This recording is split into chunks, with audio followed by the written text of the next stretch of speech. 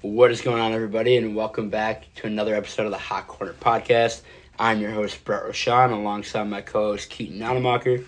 What's up, everybody? We're glad to be back for another episode. We're excited to talk some more baseball with you guys, and if you're liking what we're putting out there, go ahead and hit that subscribe button. That would really help us grow, help us reach more of an audience, and hit the like button too if you're liking these videos. And yeah, follow us at Twitter too, at the Hot Corner Pod, and give us some comments, some ideas for the show, maybe some questions we can answer.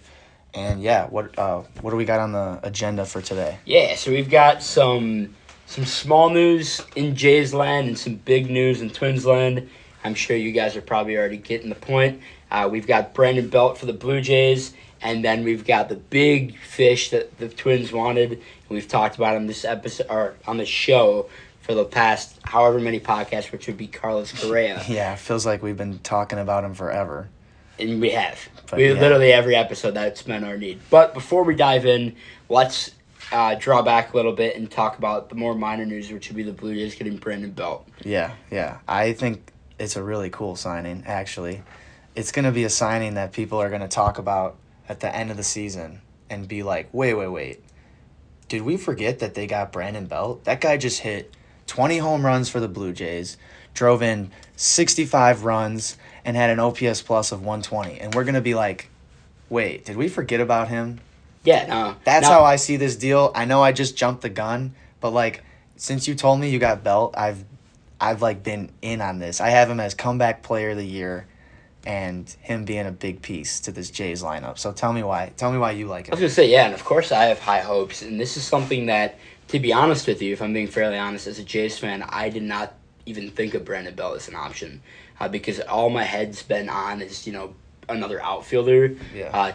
Now that we've got our full outfield set up, maybe a righty that matches lefties, which still could come.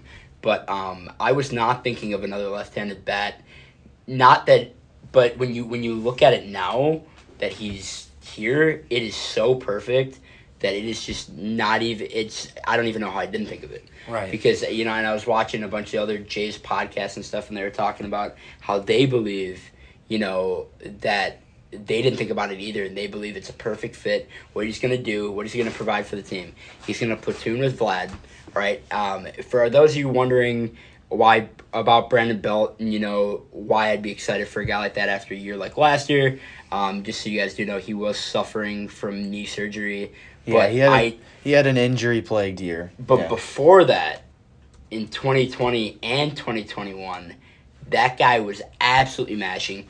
Plus, on top of that, he was a cornerstone for the Giants. The Giants. He has won 2 World Series titles with them, and he's been to 3. He was legitimately a part of their franchise. Him, Brandon Crawford, are the 2 names that would come to your head when you think about it. Obviously, he's a little bit older now, but coming into a young clubhouse with that experience, and now that he's healed because he had knee surgery to heal that issue, it's now, for me, and we'll dig into his stats in just a moment here, but for me, this is a massive. I shouldn't say use the word massive, but this is a big deal for the reason that, for the under the radar for sure. I mean, again, another lefty bat. So now that's 3 that we didn't have on the team because remember, our only lefty bat was Biggio. So now we've added Varsho, we've added Kiermaier, and we've added Belt. All 3 that I'm very proud to say are Blue Jays. I'm very happy about all 3 of them. I would agree. I think so. The deal is 1 year, 9.3. It's an easy, low-risk, high-reward deal. Can't complain about that. And I'm looking at his fielding, too. He's a league-average fielder. So it's not like you have to eliminate a whole side of his game where he's just hitting for you and you can't put him somewhere for a day. There's always more uses for better players. They're not just good at one thing. And I think you're going to find yourself during the season needing him at first. Needing him maybe in left. And so he's played left and right field. He has not, I have looked into this, he has not played the outfield since 2019. But with that said, that's not what he's here for. And maybe if we need him to, eventually he could. It's always a possibility with any team. But what I'm looking at here is I'm looking at how much more balanced this Blue Jays lineup is with Brandon Belt in it, just for the reason that we walked into this offseason, and you guys have heard me say it constantly on the show, what is our need? Left-handed bat, left-handed bat. To put 3 constant in the lineup, regardless if he's platooning with Vlad, DHing, whatever he's doing, because regardless, he's technically the lefty platoon, because he's going to platoon with DH, even though I know they're going to use that to put Jansen and Kirk in the lineup as much as possible together. Yeah. But, they're also going to do that to put Belt in the lineup, which is going to be... When there's a really nice righty on the mound. And it's just so nice to have that option. And again, when you... I'm going to have you name the statistics in a moment here because it's going to go into what my personal projections are for him. But before you name those, before Keaton goes and dives into him a little bit further, think about what he says in terms of his statistics and then trace that back to the NL West versus the AL East. That, in my opinion, is what I'm most excited about. Toronto's a hitter's ballpark, obviously. We know this. Yankee Stadium is probably the easiest place to hit home runs. Boston, he could hook it around the pesky pole. All these places, even Camden Yards, I know they pushed the left field fence back. But he's right a righty. field, they did nothing. Or he's a lefty. So what is that called? It's blanking in my head. What's that right field? Something court, right? In Camden Yards. Yeah, I know what you're talking about. I don't even think that's... The porch. It's called the porch. It's called some court or something. Oh, okay. It's called But yeah, no, his stats from 2020 to 2021. So you eliminate last year, he was coming off of 165 OPS plus. So put that into perspective. He was 65% better than league average. That's elite. He was on pace for 38 home runs he was on pace for 42 home runs in 162 games in that pace. That is just unreal. And let's see. He posted a 323 and a 282 ISO. And just for you guys who don't know what ISO is, a 170 ISO is considered like one of the best. And his was 280 and 320 in those good years. So every time he hit the ball, it was almost for sure extra bases. And mind you, we don't have statistics from his previous years of when he was legitimately elite. Let's pull this up. No, let's actually look at his career because his career with the Giants actually, I think, will look like what he gives the Blue Jays. I'm sure. And look at his career. A 123 OPS plus. Like I said, 165 is elite. If you're above 120, you're an all-star. So 120 OPS plus, 123. Then you go all the way back to 2012, his first full season, and you go all the way back to 2021. He's a 126 OPS plus with an 828 OPS. This guy just mashes. He was a huge part of that franchise. It sounds like a lot of numbers we just threw at you guys, but, again, 100 is league average, and he's well past league average. And these are years where he might not even get the recognition because of Posey, Hunter Pence, all those guys are around. Crawford, all those guys. I think it's going to be a very sneaky addition. Yeah, and you've got to understand, again, you have to take into perspective what he is for the team, too, which makes me even more excited because, we're not talking about, he's going to play as much as possible, probably 4 or 5 times a week. But I'm saying it in a way of you have to understand that this is not even a starter move. This is a bench platoon move. He is the bench bat for the Blue Jays. He is the lefty. He is that third lefty that comes in because Kevin Kiermaier and Dalton Varsho will be playing anyways, and that outfield doesn't affect Brandon Belt. And when Varsho does need a day off because Blake Snell is on the mound or Chris Sale is on the mound, then you can put in a veteran like Belt. And, if Varsho needs a break or someone needs a day off, you don't have a problem putting in a veteran lefty who can just fill that role that you had. Right, and I think they're going to use this in a multitude of ways. I think they're going to give Jansen and Kirk a lot of off days for the reason that, again, they wanted to use that DH spot to kind of fill in where the other wasn't. But I'm super cool with them just kind of putting whoever they need in the lineup that day, and from there putting someone else on the bench, and then bringing Brandon Belt off the bench to play, Right. and maybe DHing Vladdy or DHing Belt or however they want to do that, Yeah. and just giving Vlad days off his feet. I know he won the Gold Glove last year, so Belt won't take over first for him, but he's a very good option as a backup. Because before, I don't know how much you dug into this, but before, the Blue Jays did not have a backup first baseman. It was either Kevin Biggio or Lourdes Gurriel, one of which is traded. Gurriel was a first Gurriel, baseman? because he came up as an infielder, Oh. and that's who we were using to give Vlad days off. Now we have a legitimate, not backup. I think Brandon Belt is a legitimate threat who's going to be used as a backup. Yeah. And I understand the aging. I understand he's 35, but you have to understand that this 2020 and 2021 was at ages 32 and 33. So it's not like he wasn't past his prime anyways when he was mashing. Yeah, and here, look at this. Even as a pinch hitter in his career, he only has a 220 batting average as a pinch hitter. Sure, he hasn't been used a lot as a pinch hitter. But he has a 317 on base with a 539 slugging as a pinch hitter. So you can put him in any pinch hit position and have a pure chance of him bombing a double or a homer. Yeah. He's been in it. Right. He's been in 104 pinch hit positions, especially in the National League. You're not playing some days. All of a sudden, the pitcher needs to be taken out. Hey, Belt, get a bat. Right. Yeah. And you exactly. And got to he's remember got to that's learn. He's learned from the DH. yeah. Too, He's right. learned from Or that. some of it at least. There will be days he's not in the lineup for platoon purposes. They want a right-handed lineup mostly that day, and he's not playing.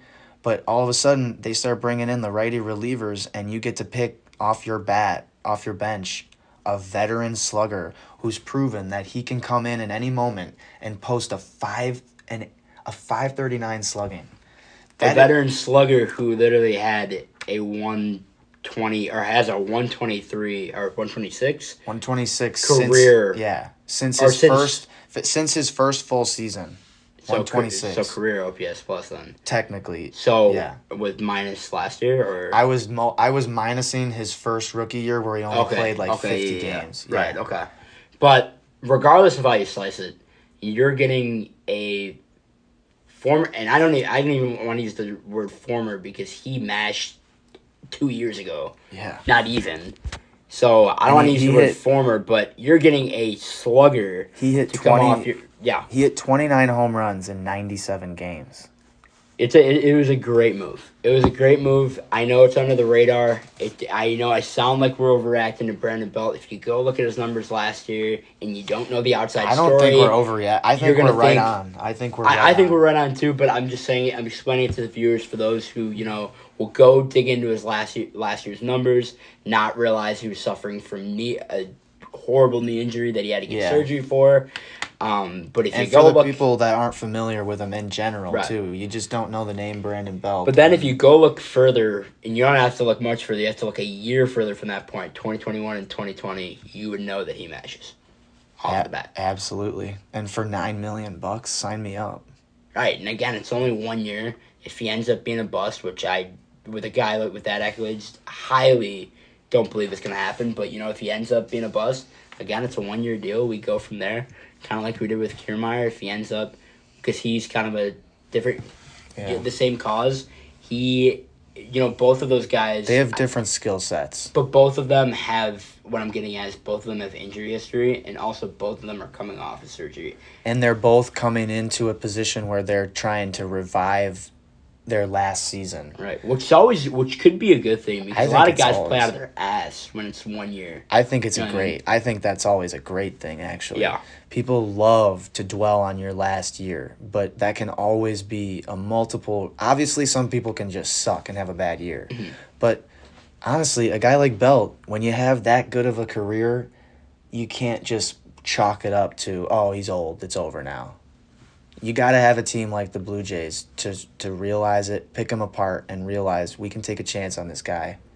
He can give us a lot more than just stats. And the odds are against it. Or the odds are against him sucking again. Right. The odds are for the Blue Jays, and I love this move in every aspect of it. Yeah. I think we're going to be talking about it during the season and at the end of it as a good move. Before we move on, I know you're pretty high on Brandon Belt. I know Keaton did make a statement, and I fully back this up. Even not even being biased, I do believe he would be a good candidate for somebody who could be a comeback player of the year. Yeah, I think he's gonna thrive in Toronto. I think he's gonna thrive in the AL East. And I just think it's going to be a great experience for not only him but the team. Mm-hmm. It's going to be able to pick his brain a lot. That's a lot of what I'm excited for. Again, 3-time World Series, champion, but he's been to 3 World Series, 2-time World Series champion, and like you can't get enough experience from that, right? Yeah, it's just an all around good guy to have in a clubhouse. Not even just forget about his fielding or forget about what he does on the field. Just look at the guy in the clubhouse, and that's just a good entity to have floating around in that clubhouse, especially with a young team that's trying to make a big statement. I think it's the perfect move. It's why you were in on Bellinger. It's why you got Kiermaier. It's why you're taking a chance on Varsho. 100%. And that's why also you're giving up players like Teoscar and Lourdes in order to get this guy and other guys too and complete this offseason. And you can see, I think we can see what they've been trying to do. Defense, left-handed bat. And that was what they wanted. Yeah. And on the run prevention side as well, which this move actually doesn't really go towards the run prevention because they have a better fielding first baseman, but this is that lefty bat, just to add a third one to the mix. Right. But enough on Brandon Belt. We will move on to the big topic of today's episode, which is going to be something that I know you're very excited about, and I'm sure Twins fans that are listening are ecstatic about. The Twins, if you haven't heard by now, I don't know if you probably live under a rock at that point. Twins signed back Carlos Correa after multiple failed attempts with both the Giants and the Mets, 2 of which I will get into personally. I have some questions with you on that, but I know you want to dig into it a little bit. We'll just go over the deal real quick. So it's for 6 years, guaranteed $200 million. So that's, I think, 33 average per year. So that's little less average than he got last year, which was 35. But the deal is constructed in a way where he's getting $36 million for the first 3 years, and then for the last 3, it'll be $31.5 million, $30.5 million, and then $30 million. So I kind of like this deal just from a pure numbers standpoint. We're not putting a huge investment in a 13-year deal. This isn't like Trey Turner where he's going to be paid till he's 40-something. I was going to say, I will say they got the benefit of the doubt in terms of the longevity. Yeah. And his value, and even though we're front-loading the contract, it's going to be kind of nice to know in 2026 or whatever, when it goes lower, it'll be nice to be like, hey, we don't have to pay as much for him now. I don't know. I like that we front-loaded it in order to get him. Because I can see him being really good for the first 3 years, and we have to pay $36 million for him. But then all of a sudden, the fourth year comes along, and we're like, hey, guys, we only have to pay Correa $31.5 million now. Because we gave him 36 the first 3 years. Hey, let's use that extra $5 million to go get a reliever, to throw it in and get another player. Like, I just really like that they were able to get creative with this deal, for the money wise. Because without it, he'd be sitting with a 10-year deal with San Fran or the Mets, in my opinion. Now I know you got some more stuff to dig into, but I'm gonna. Hold on. Before this was reportedly $42.5 million more than the Mets. I'm just letting you guys know that because that's the last of the money part of the contract. So go ahead. More than the Mets? Yeah, the Mets offered $156 million. Oh wow. Okay. Or something like that. Well, that's gonna dig into my topic. I'm gonna make my own little segment here. Go ahead. Yeah. I have a couple opinions on the move. I have obviously the good, and I have the bad. I'll start with the bad because I'll finish with the good. My opinion, and I'm sure a lot agree. I don't know how Twins fans take this. I'm sure you guys have heard this, that Carlos Correa was reportedly signing with the Giants for, what, 12 years? 12, 13 years? Yeah, it was a 12-year deal. No, it was 13 years, 13 years, right? 350 mil. Right, and that was his dream deal. That was what he wanted to do. And then it all of a sudden fell apart because of the pending physical, right? And then, that next day or a day or two down the line, the Mets... Yeah, no. The Giants, they like... Well, they backed out. They didn't even post anything about the signing.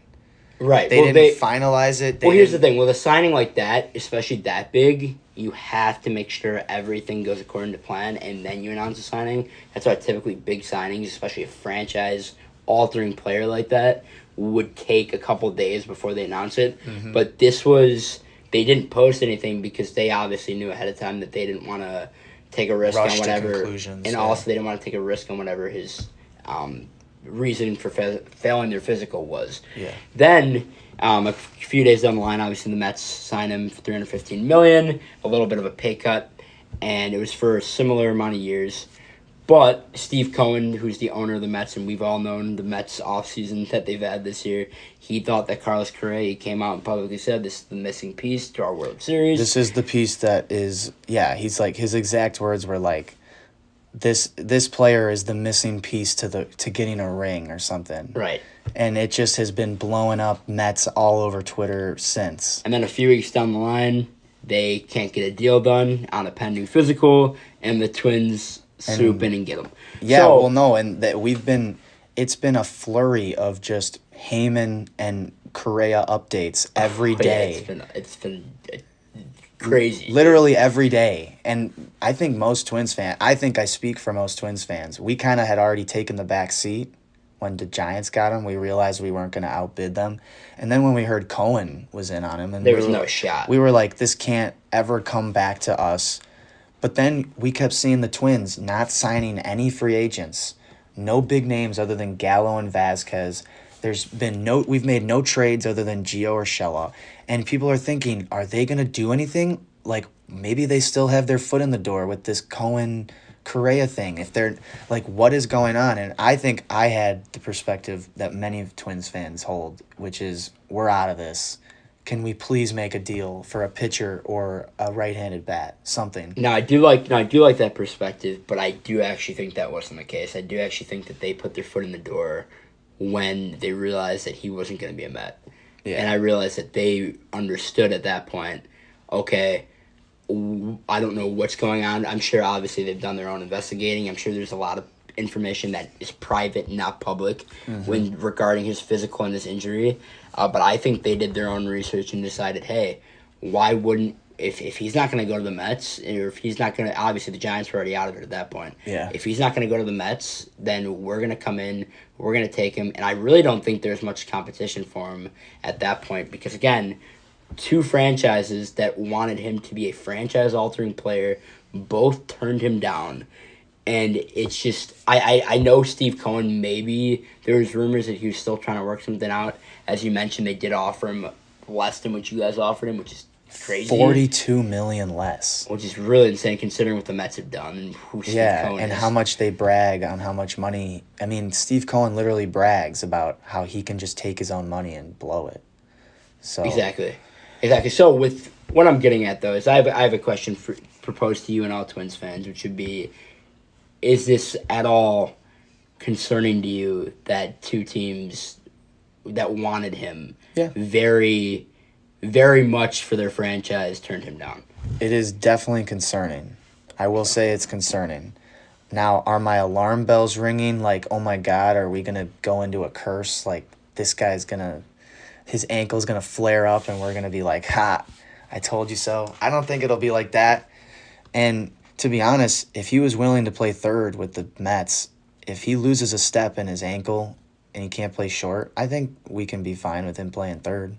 So, I mean, you can look at it that way, but then you're going to think to yourself, well, we're paying 30+ million for a third baseman. That's the part that sucks. But we had a plan to do that with Bogarts. I'm not, I think we can do that with Correa, with Royce Lewis and Brooks Lee. So combine him, Royce Lee. Other than that, I will say there was a really interesting article from Dan Hayes at The Athletic. He is, for the Twins fans that don't know Dan Hayes, he's like the main writer at The Athletic. He's always doing Twins writing, and he's always up to date on the rumors and stuff. He just made his, sorry, I'm stumbling here. He just put out an article. I'm trying to find it here. Okay. He said, not only did the Twins get to perform a physical of their own last March when they first signed Correa, they also had a season to get to know him. They've seen his daily preparation, and they've seen how he takes care of his body. It didn't hurt that in the aftermath of Carlos Correa injuring his ankle in Kansas City, he remained in the game and played the remaining 12 of the team's last 13 games. He went on to say, we know him better than anybody. So I'm going to take that as like my little cushion to fall on. Like, yes, other teams denied him of this problem, but I'm going to trust the faith in the Twins to take that leap. Like, it's almost like I'm at the point where I'd be more upset if we just didn't take a chance at all than if he did sign with the Twins and it didn't work out. I'd rather be able to say that we took a chance on it because, you know, the Twins. We need to get this monkey off our back with these big contracts. I'm at the point where I agree with Dan. Like, we know him. We've dealt with him. He did really well for us. We know how he takes care of his body. And I don't know. I think we just kind of have to take a chance as a Minnesota sports team for sure. Like, we've always had that stigma of not spending. We've always had that reputation of, you know, getting bargain deal acquisitions. And so, yeah, that's kind of how I feel with the concern. I'm kind of putting my faith ahead of logic here. Okay, yeah, and then I'm gonna do the opposite, and I'm gonna dig into what I think would be obviously the good of the deal, which is what we've been talking about forever at this point. It feels like forever throughout this offseason that the Twins finally, throughout all odds, got their guy. And I'm going to be honest with you, I was very concerned for the Twins club as well as their fans. Me too. If they didn't get Correa. I will be honest, it was not a good look. I know they got Royce Lewis, they got guys in minors, but those are not guaranteed. It's just not, it's nowhere near Carlos Correa. And I am glad that they were able to make that move for the reason that this is it's a different team. And the cool thing about the Twins, I like kind of like the aspect of, you know, they're going to put the team on Correa and Buxton now for the long term. Now, something that you didn't mention, I did read that there are no opt-outs in this deal. Oh, yeah. Which is crazy. So he is a Twin for 6 years. No trade clause, no opt-outs, and then there's vesting options for the final 3 years. So that's a potential 9-year deal, or 9 or 10. So he's a Twin for at least 6 years, unless obviously they're ready to go through and trade him for whatever reason. Yeah, I hope not. But that's something, as a Twins fan, to look forward to because, again, you got your guy. We're going to always have a Carlos Correa, and now you don't have to worry about him opting out. You don't have to worry about him leaving. You don't have to worry about all that. You don't have to worry about any of that. So now it's Buxton and Correa, and from there you fill in the pieces. You go and Miranda. Right, but I'm just talking about from a star standpoint. Yeah. You've got your two building blocks, and now you just create the puzzle around them. You know, you go get more pitching, you go get more bullpen. I know those are two that have, you know, not been the worst for you guys. They've excelled. But you can never have more than enough pitching. I know you've wanted an ace for a while, an ace caliber pitcher. Go trade for him, go get him. Go sign him next year. Maybe this again gets the monkey off the back where they really do think, okay, now we have Correa locked up. Now we have Buxton locked up. Let's put this in overdrive and let's go spend another $200 million. I don't know who is on the pitching market. Well, they're thinking that because I've said it a lot. Our books are wide open. The Twins have one of the youngest teams in baseball, and a lot of them are really top upside talent that people just keep forgetting about because they keep getting hurt. And I think with a guy like Correa constantly mentoring them, teaching them, you know, this is how you should treat this, this is how you should handle this situation. I think it showed last year. He was really a big leader in that clubhouse. He made guys better. He was constantly in the analytics room with everybody. Here's another interesting quote from the Twins Dan Hayes article. It's kind of a long one, but this is a big reason why they wanted Correa. They said, while the deal comes with risks, it's one the Twins are willing to take. They loved how Correa made them smarter in every facet. They loved how he pushed teammates to improve, and they loved the durability that he provided playing every day while the team injuries were impacting the entire roster. I'm sure they did. Yeah. And I know you used to talk about it all of last season, and I'm going to be honest with you, I didn't know, not necessarily obvious it's Carlos Correa, so I know the effect he has on the team, but one player can only leave behind, I don't care who you are, you can only leave behind so much in 1 year. So now he basically had his foot in the door last year, didn't think he was going to come back, but he does. So now he has all that he was working on with those guys just to continue more for the next 6 years or so. Or even beyond that, depending on what goes on from there. But I'm hoping we can for sure wrap it up to he's a Twin for life at this point. Yeah, if everything goes to according to plan. No, he definitely is. He definitely is. Even if he's not, after that 6-year deal, he's walking out not even the same player. Yeah, I mean, you would think at least. Take a step back, guys. You're a Twins fan, and you're about to say that Carlos Correa is a Twin for life. I know 5 years ago, you would never be saying that. If you heard me say it, you'd laugh at me. I would just take a second again to just... I mean, I would laugh at you if I heard you say it a week ago. Yeah, so right. Even to that point. I mean, so just, again, take a breather of this all. This is all just insane. We could be coming back to you in a week where he's out back on the market, and the Twins don't want him again. Yeah, I was going to say, maybe we shouldn't jump to conclusions, because obviously nothing's official until he passes that physical, but... I will say, if any team is going to deal with him, it's the Twins. I mean, it's going to be the team that probably wanted him, more than anybody, but just wasn't able to cough up the $350 to $315 million, which honestly I wouldn't either. Yeah, I think we really got. It's like the Buxton deal. It's a very team friendly and player friendly deal. Well, I would say $200 million is a lot of money, dude. I mean, we're putting this into perspective next to the deals he got. What you have to understand is $200 million is paying an elite player a premium price. Specifically, that's for a big market, too. So, talking about it from a Twins perspective, this is like literally the equivalent of signing Aaron Judge. To that, to a big market, $400 million. And we've never done this. This is the first time we've ever done this. So it's completely out of this world for...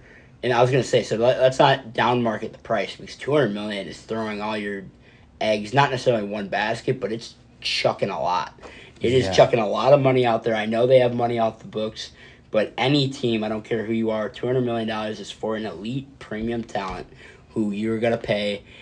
And it's just, they got a bargain for who Correa is and what the market looked like. Right. Is the best way to put it. I think, that they waited it out really nicely. And if that was their plan this whole time, hats off.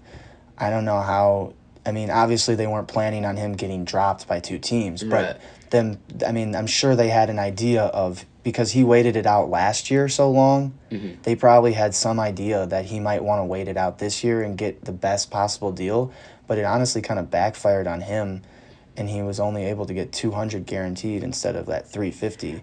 But I think because we front-loaded the deal, he still gets his AAV, his annual salary, and we still get him for a long-term deal still. And I really do want to dig into, something that we can dig into, which should be that private information for why those two teams dropped him. There's something that's going on, but the only public information out there has something to do with his ankle, obviously, right? Well, yeah. So when he was in the minors, he had a metal plate put in his ankle, and at the end of this last season with the Twins, so again, this was put into his ankle as a minor leaguer, and it did not stop him from becoming Carlos Correa that we know today. So that is a good thing as Twins fans. You should be happy about that.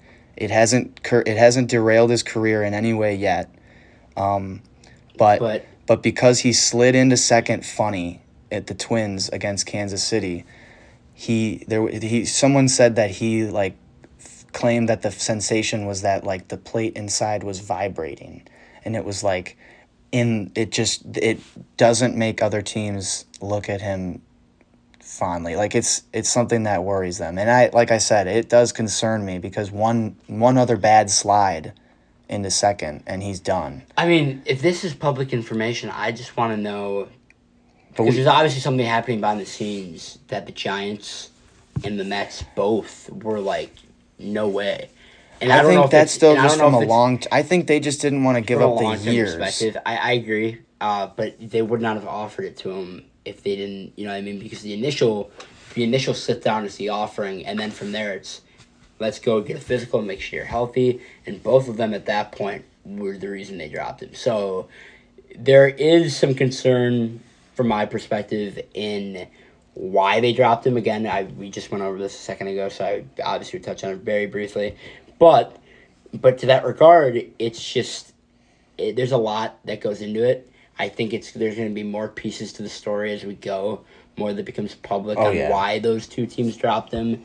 But if you're getting Carlos Correa and this really is Carlos Correa and this whatever's going on doesn't affect him, those Mets and those Giants are going to wonder why forever.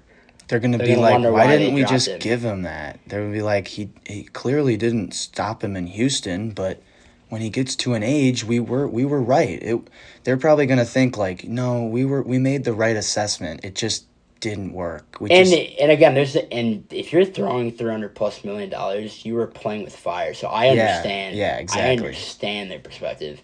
I even think $200 million is getting there instead of playing with fire. So especially from a Twins perspective. So I hope it works out for you guys. I really do. I am happy for you guys that you got your cornerstone back. Obviously with Buxton in mind, but it's just going to be a roller coaster from there on. Again, once more information comes out, we'll be able to know a little bit more about why for the Giants and the Mets. But at this point, Carlos Correa is a Twin until we can unconfirm, should I say, until he doesn't pass his physical or whatever. But I think in terms of overall offseason, it's clear that the Twins and Jays were going after defense. Because now you got Kiermaier, Varsho, Joey Gallo, Vasquez, and Correa. Literally, it's insane. Yeah, it's defense. Listen to this. Prowess. Listen to this. So, Correa has the fourth most defensive runs since 2021 of all MLB players. So that means he's DRS? Yeah, DRS of all MLB positions. He's got the fourth most, and he's got the most of any shortstop since 2021. And then on top of it, he's got one of the best arms at shortstop. Yeah, I know. But if you do look at his Savant page, it's all red. It's all solid red. Carlos Correa. Are you talking about defensively? Or everything. Oh yeah, well it's Carlos Correa. But yeah, for those of you, again, if you don't know what Savant is, I definitely recommend checking that page out, exploring it. It tells you all the percentiles that players fall under, where they are compared to the MLB averages. So yeah, definitely look at that. Carlos Correa, Varsho, guys like that have awesome Savant pages. So check those out. But in terms of Savant, Correa is in the top percentiles in a lot of stats. So put it that way. It's very red, which is a good thing on Savant. And and again, his defense is going to help the middle of this infield and even the outfield. It's going to help Buck out there too. So. It will. So to wrap it up on the topic, Carlos Correa is a Minnesota Twin until we know further, I'll say. But again, to wrap up the episode, if you're enjoying what we're putting out there, please subscribe, as Keaton mentioned, as well as follow us on Twitter. Yeah, and when Hot Corner Pod. Right. Yeah, and after we post this, obviously, if you guys have suggestions, we love hearing your suggestions. We're still new. We're still figuring this stuff out. We love hearing the new ideas. And honestly, just baseball questions, anything MLB related. It doesn't have to be Twins or Jays always. Shoot it our way. So we'll be happy to talk baseball with you guys. And in the meantime, go Jays, go Twins. We'll see you guys later. Alrighty.